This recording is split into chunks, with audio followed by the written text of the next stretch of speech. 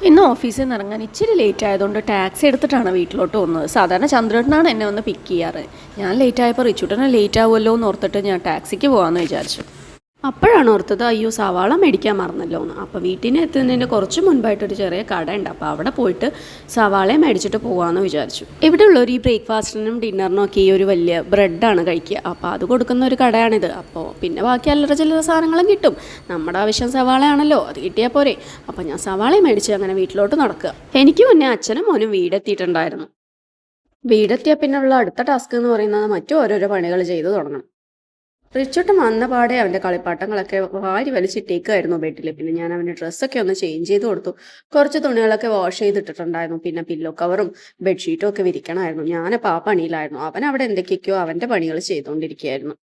Bedsheet വിരിച്ചു കഴിഞ്ഞാൽ പിന്നെ അതിൻ്റെ മേലെ കയറി തുള്ളണം എന്നുള്ളതൊരു നിർബന്ധമായ കലാപരിപാടിയാണല്ലോ. അങ്ങനെ ഞാൻ അതൊക്കെ അടുക്കി പെറുക്കി വെച്ചപ്പോഴാണ് യൂണിഫോം വാഷ് ചെയ്യണമെന്ന് ഓർമ്മ വന്നു. പിന്നെ പോയിട്ട് റിച്ചോട്ടൻ്റെ യൂണിഫോമൊക്കെ ഒന്ന് വാഷ് ചെയ്തിട്ടു.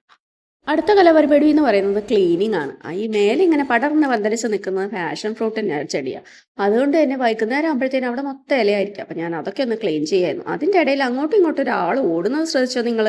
റിച്ചൂട്ടനെ എന്തോ പണി ഒപ്പിക്കുകയാണെന്ന് എനിക്ക് മനസ്സിലായി. പിന്നെ ഞാൻ ആളെ മൈൻഡ് ചെയ്യാൻ പോയില്ല. കാരണം എന്താണെന്ന് ചോദിച്ചാൽ പിന്നെ എൻ്റെ പുറകെ വന്ന് അമ്മ അമ്മ എന്ന് പറയുന്നു വെച്ച് എൻ്റെ പണി നടക്കില്ല.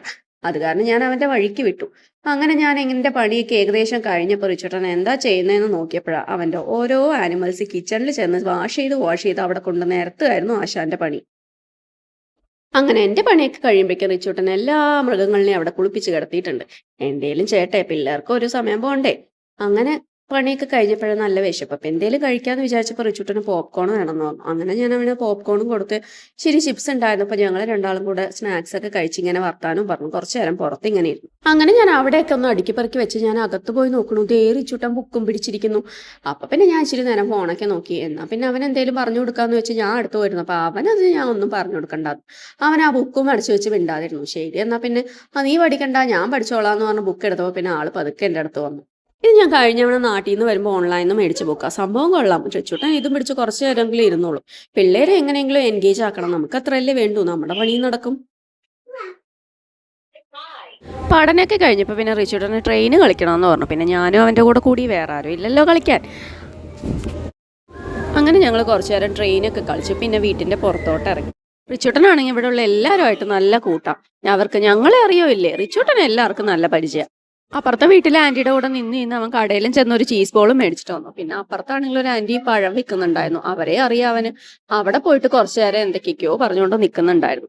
അതൊക്കെ കഴിയുമ്പോഴത്തേനും പിന്നെ ചന്ദ്രവട്ടം വന്നു. പിന്നെ ഞങ്ങൾ മൂന്നാളും കൂടെ കുറച്ചു നേരം അവിടെ പുറത്ത് നിന്നിട്ട് പിന്നെ വീട്ടിലോട്ട് പോയി. ഇതൊക്കെയാണ്